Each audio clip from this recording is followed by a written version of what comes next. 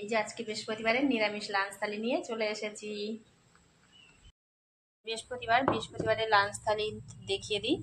গরম ভাত নিলাম আর একটা করে কাঁচা লঙ্কা নিলাম, একটু উচ্ছে ভাজা করেছি লম্বা লম্বা করে, সেটা নিচ্ছি। এই যে সুন্দর করে উচ্ছে ভাজা করলাম, ওটা নিয়ে নিলাম।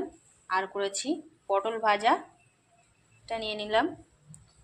আর করেছি একটু আলু ভাজা, কাঁচা লঙ্কা দিয়ে একটু আলু ভাজা করলাম, তো এটা নিয়ে নিচ্ছি।